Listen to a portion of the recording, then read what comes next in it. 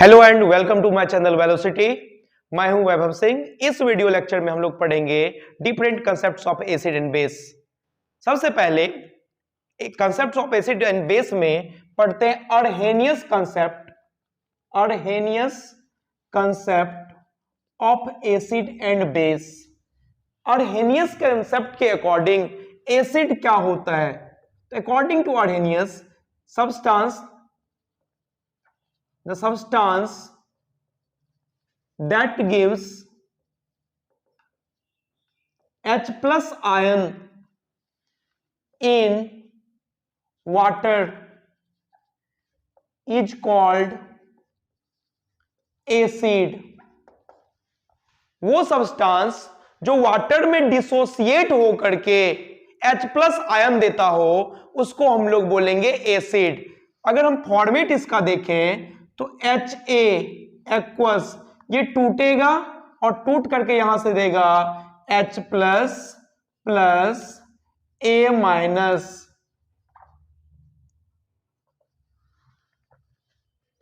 अगर हम इसको दूसरे तरीके से देखें तो H प्लस के पास कोई इलेक्ट्रॉन नहीं है, सिर्फ एक प्रोटॉन है, तो हम कह सकते हैं ये एक बेयर प्रोटॉन है। और बेयर प्रोटॉन हाईली रिएक्टिव होता है। तो बेयर प्रोटॉन अगर हाईली रिएक्टिव होगा और वाटर में ये बेयर प्रोटॉन रिलीज हो रहा है तो वाटर अपना इलेक्ट्रॉन पेयर इसको कोऑर्डिनेट करेगा और इस कंडीशन में यहां से फॉर्म होगा H3O+। इसीलिए एसिड का जहां भी डेफिनेशन होता है वहां पर लिखा हुआ होता है acid are the substance that dissociates in water to give H plus oblique H3O+ ion. तो एसिड वो सब्सटेंस हुआ जो वाटर में डिसोसिएट होने पर H प्लस या H3O+ that means hydronium ion देता हो। जैसे कि अगर एग्जांपल देखें H2SO4, अगर एक्वस मीडियम में देखें मतलब वाटर में देखें तो ये टूट करके 2H प्लस और साथ में SO4 2- दे रहा है। यहां पर ये सब्सटेंस H प्लस डिसोसिएट करके H प्लस दिया, इसीलिए इसको बोले एसिड। अगर हम देखें HNO3 तो फिर से वाटर में जैसे इसको डाले ये टूट करके H प्लस और NO3- आयन दिया, तो फिर से ये क्या हो गया? एसिड। अगर हम बोले H3PO4, अगर हम इसको वाटर में रखें तो ये फिर से डिसोसिएट होकर के 3H प्लस प्लस PO4 3- दे रहा है, दैट मींस ये सब्सटेंस क्या हो गया? एसिड। इसी तरह से देखते हैं अर्हेनियस बेस। तो अर्हेनियस के अकॉर्डिंग बेस क्या होता है? बेस आर द सब्सटेंस और the substance that dissociates in water to give hydroxyl ion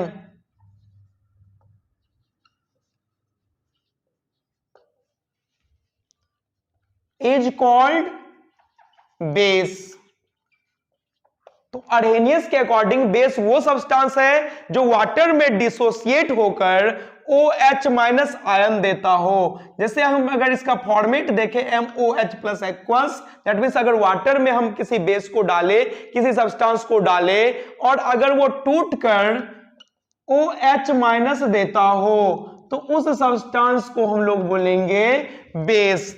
for example अगर हम बोले CaOH होल ट्वाइस, इसको हम एक्वस मीडियम में रखें, दैट मींस यहां पर पानी डाले और जैसे पानी डाले, पानी में CaOH होल ट्वाइस को डाले, ये टूट करके Ca2+ और 2OH- आयन में कन्वर्ट हो जाएगा। तो यहां पर हम कह सकते हैं CaOH whole twice that means calcium hydroxide is the base. तो एसिड और बेस अर्हेनियस के अकॉर्डिंग वो सब्सटेंस जो वाटर में डिसोसिएट होकर H प्लस या H3O+ आयन देता हो उसको बोलेंगे एसिड, और वो सब्सटेंस जो वाटर में डिसोसिएट होकर OH- आयन देता हो उसको बोलेंगे बेस। लेकिन इस एसिड और बेस के कंसेप्ट का कुछ लिमिटेशंस है। अगर हम लिमिटेशंस पर देखें तो सबसे पहले बार बार हम बोल रहे हैं वो सब्सटेंस जो वाटर में डिसोसिएट होकर के H+ या OH- आयन देता हो वो एसिड या बेस होता है। तो सबसे पहला लिमिटेशन यही है कि वाटर का रिक्वायरमेंट है, अगर वाटर नहीं रहा तो हम एसिड और बेस को डिफाइन नहीं कर पाएंगे। तो ये सबसे पहला ड्रॉबैक, पहला लिमिटेशन है इस कंसेप्ट का। और दूसरा लिमिटेशन, जैसे कुछ बेस है, अमोनिया, ये बेसिक प्रॉपर्टी शो करता है, लेकिन अर्हेनियस के अकॉर्डिंग ये तो बेस हुआ ही नहीं, क्योंकि ये तो OH- आयन देगा ही नहीं वाटर में। इसी कारण से अर्हेनियस के बाद भी बहुत सारा कंसेप्ट आया एसिड और बेस का, जिसमें दूसरा कंसेप्ट अब हम लोग पढ़ेंगे Bronsted and Lowry concept of acid and base. Arrhenius concept के बाद हम लोग पढ़ रहे हैं Bronsted and Lowry concept of acid and base. According to Bronsted and Lowry acid होता क्या है? तो ब्रॉन्स्टेड और लॉरी के अकॉर्डिंग एसिड वो सब्सटेंस है जो H+ आयन डोनेट करता हो।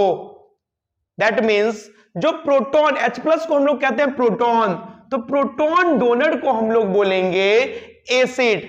The substance that gives H+ ion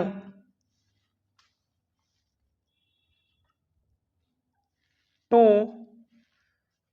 base,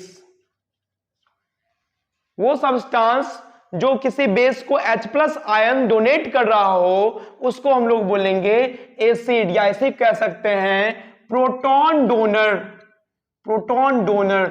acid are the proton donor, जो प्रोटॉन डोनेट कर रहा हो, H+ दे रहा हो, उसको बोलेंगे हम लोग एसिड। और अगर हम लोग बेस को देखें तो बेस वो सब्सटेंस है जो प्रोटॉन को एक्सेप्ट कर रहा हो, ठीक है, जो H+ को एक्सेप्ट कर रहा हो। तो हम कह सकते the substance that accepts H+ ion, that means इसको हम कह सकते हैं प्रोटॉन एक्सेप्टर। वो सब्सटेंस जो प्रोटॉन डोनेट कर रहा हो उसको बोलेंगे एसिड, और वो सब्सटेंस जो प्रोटॉन एक्सेप्ट कर रहा हो उसको बोलेंगे हम लोग बेस। जैसे कि अगर हम एग्जांपल में देखें NH3 प्लस H2O, यहां से बनता है NH4 प्लस OH-। तो अगर इसको देखा जाए यहां से तो NH3 प्लस H2O बना है NH4 प्लस और OH- आयन। यहां से हमको ये क्लियरली दिख रहा है कि H2O का एक H+ निकला है तो OH- आयन बना है। दैट मीन्स वाटर वो सब्सटेंस है जो अपना प्रोटॉन डोनेट किया है, और प्रोटॉन डोनर को हम लोग बोलते हैं एसिड, इसलिए यहां पर ये वाटर हो गया एसिड। और यहां से क्लियरली दिख रहा है अमोनिया एक H+ कैप्चर करके बना है अमोनियम आयन। दैट मीन्स ये H+ को एक्सेप्ट किया है और इसीलिए इसको हम लोग बोलेंगे बेस। लेकिन ब्रॉन्स्टेड और लॉरी के अकॉर्डिंग हर एक एसिड का एक कंजुगेट बेस और हर एक बेस का एक कंजुगेट एसिड एग्जिस्ट करता है। दैट मीन्स अगर हम इस रिएक्शन को रिवर्स डायरेक्शन में देखें तो यहां सबको क्लियरली दिख रहा है, अगर ये OH- आयन H+ को कैप्चर करता है तो वाटर बनता है। दैट मीन्स यहां पर OH- आयन बेस के तरह बिहेव कर रहा है, तो ये हो गया कंजुगेट बेस। और अगर इसको NH4+ को देखें तो NH4+ H+ दे करके बन रहा NH3, तो यहां से ये हो गया कंजुगेट एसिड। दैट मीन्स अर्हेनियस के अकॉर्डिंग हर एक एसिड का एक कंजुगेट बेस और हर एक बेस का एक कंजुगेट एसिड एग्जिस्ट करता है। तो ये जानना जरूरी है कि कंजुगेट एसिड और कंजुगेट बेस क्या होता है। तो वो एसिड बेस पेयर जो एक H प्लस से डिफर हो उसको बोलेंगे conjugate acid base pair. Lowry और ब्रॉन्स्टेड के अकॉर्डिंग हर एक एसिड और बेस कंजुगेट पेयर में एग्जिस्ट करता है। दैट मीन्स हमको यह समझना जरूरी है कि कंजुगेट एसिड बेस पेयर क्या होता है। Acid and base that differs from each other by H plus, acid and base that differs from each other by 1 H plus is called conjugate acid base pair. जैसे अगर हम देखें H3O plus और H2O, तो यहां पर H2O और H3O plus में एक H प्लस का डिफरेंस दिख रहा है। जिसमें एक H प्लस ज्यादा है वो होगा एसिड, क्योंकि वही H प्लस डोनेट कर सकता है और H प्लस डोनर को कहते हैं एसिड। तो ये हो गया यहां पर एसिड। अगर ये एसिड है तो इसका एक कंजुगेट बेस होना चाहिए, तो जो जिसके पास एक H प्लस कम होगा वो होगा कंजुगेट बेस। इसी तरह से अगर हम बोले H2CO3 और HCO3 माइनस, यहां पर इसके पास एक H प्लस ज्यादा है इसके रिस्पेक्ट में, तो ये हो गया एसिड और ये हो गया इसका कंजुगेट बेस। लेकिन अगर हम यहां से देखें HCO3 माइनस से CO3 2 माइनस, तो इस कंडीशन में ये HCO3 माइनस के पास इससे एक H प्लस ज्यादा है, तो ये हो गया एसिड और ये हो गया इसका कंजुगेट बेस। तो एक बेसिक सा कंसेप्ट है, हर एक एसिड और बेस कंजुगेट पेयर में एग्जिस्ट करता है, हर एक एसिड का एक कंजुगेट बेस होगा। लेकिन यह ध्यान रखना जरूरी है कि अगर कंजुगेट बेस बहुत स्टेबल है, मतलब वो वीकली बेसिक है, तो उसका कंजुगेट एसिड बहुत ज्यादा एसिडिक होगा। तो हमेशा तुमको एक पॉइंट ध्यान रखना है, stronger the acid, weaker will be the conjugate base and vice versa। अगर एसिड स्ट्रांग है उसका कंजुगेट बेस वीक होगा, अगर बेस वीक है तो उसका कंजुगेट एसिड स्ट्रांग होगा। यह हमेशा ध्यान रखना है। हर एक एसिड का कंजुगेट बेस होता है, हर एक बेस का कंजुगेट एसिड होता है। अगर एसिड स्ट्रांग है मतलब वो जल्दी H प्लस देना चाहेगा। अगर वो जल्दी H प्लस देना चाहा तो उस कंडीशन में वो हो गया स्ट्रांग एसिड, और उस स्ट्रांग एसिड का बेस क्या बोल रहे हैं, वीक बेस होगा। तो अगर हम देखें एसिड अगर स्ट्रांग है तो उसका बेस वीक होगा, और अगर बेस स्ट्रांग है तो उसका एसिड वीक होगा। HF, HCl, HBr और HI का केस देख रहे हैं हम।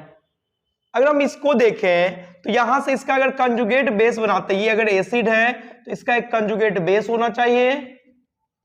HF का कंजुगेट बेस होगा F माइनस, HCl का कंजुगेट बेस होगा Cl माइनस, इसी तरह से इसका Br माइनस और इसका I माइनस। अगर हम नीचे की ओर जाएं तो हमको पता है कि साइज, अगर ग्रुप में नीचे की ओर जाते हैं तो साइज बढ़ता है, और अगर साइज बढ़ेगा तो चार्ज डेंसिटी घटेगा, क्योंकि हर एक एटम पर एक नेगेटिव चार्ज है। दैट मींस चार्ज सेम है और नीचे जाने पर वॉल्यूम बढ़ता जा रहा है। चार्ज सेम, वॉल्यूम बढ़ रहा है, दैट मींस चार्ज डेंसिटी घट रहा है। नीचे की ओर अगर चार्ज डेंसिटी घट रहा है दैट मींस ये नीचे की ओर कम बेसिक होगा। आसानी से किसी को इलेक्ट्रॉन देना नहीं चाहेगा, किसी प्रोटॉन को कैप्चर नहीं करना चाहेगा, क्योंकि इसका चार्ज डेंसिटी कम है, इलेक्ट्रॉन डेंसिटी कम है। जबकि इसका इलेक्ट्रॉन डेंसिटी ज्यादा है तो ये जल्दी से जल्दी चाहेगा किसी प्रोटॉन को कैप्चर करना।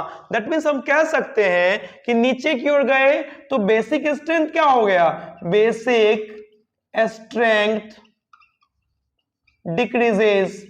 बेसिक स्ट्रेंथ क्यों डिक्रीज हो गया, क्योंकि चार्ज डेंसिटी डिक्रीज हो गया नीचे की ओर जाने पर, क्योंकि वॉल्यूम नीचे की ओर जाने पर इंक्रीज हो गया। और अगर ये बेस वीक है तो इसका कंजुगेट एसिड स्ट्रांग होना चाहिए। दैट मीन्स ये जल्दी से जल्दी अपना H प्लस डिसोसिएट करके I माइनस में कन्वर्ट होगा, क्योंकि इसका कंजुगेट बेस स्टेबल है। कम बेसिक का मतलब वो स्टेबलाइज हो गया है, वो जल्दी किसी से रिएक्ट करना नहीं चाह रहा। तो इसमें अगर हम देखें इस एसिड में तो नीचे की ओर जाने पर एसिडिक स्ट्रेंथ इंक्रीज हो गया। और यहां से क्लियरली दिख रहा है इस चारों एसिड में से सबसे ज्यादा एसिडिक HI, तो सबसे कम बेसिक I माइनस। तो यही पॉइंट हम बोले थे, हर एक एसिड का कंजुगेट बेस होता है, और अगर एसिड स्ट्रांग होगा तो उसका कंजुगेट बेस वीक होगा, और अगर एसिड वीक होगा तो उसका कंजुगेट बेस स्ट्रांग होगा। दैट मींस HF इस चारों में से सबसे वीक एसिड है, तो F माइनस सबसे स्ट्रांग कंजुगेट बेस है, ये जल्दी से जल्दी प्रोटॉन कैप्चर करना चाहेगा। Next concept is Lewis concept of acid and base. तो लेविस के अकॉर्डिंग, लेविस का कंसेप्ट बड़ा ही आसान कंसेप्ट है। ये कहता है कि कोई भी वो सब्सटेंस जो लोन पेयर, इलेक्ट्रॉन पेयर को एक्सेप्ट कर सकता है उसको हम लोग बोलेंगे acid. Acid are electron pair acceptor while bases are electron pair donor।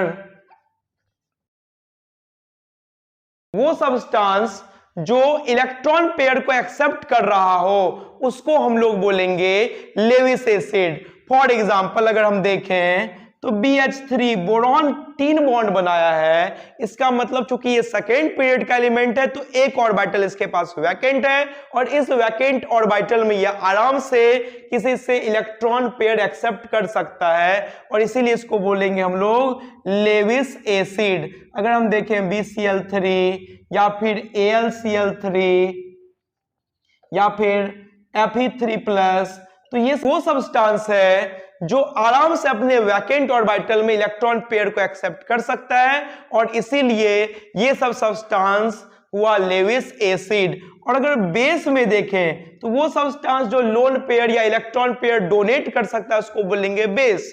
जैसे कि OH माइनस, तो इसके पास एक्स्ट्रा इलेक्ट्रॉन पेयर है, या फिर NH3 या फिर H2O या फिर H2S, ये सब वो सब्सटेंस है जिसके पास लोन पेयर है, और अगर इसके पास लोन पेयर है तो ये आराम से अपना पेयर्ड इलेक्ट्रॉन किसी को डोनेट कर सकता है, और इसीलिए इसको बोलेंगे लेविस बेस। तो आज के वीडियो में इतना ही। नेक्स्ट वीडियो में हम लोग देखेंगे न्यूक्लियोफिलिसिटी और बेसिसिटी में क्या डिफरेंस होता है।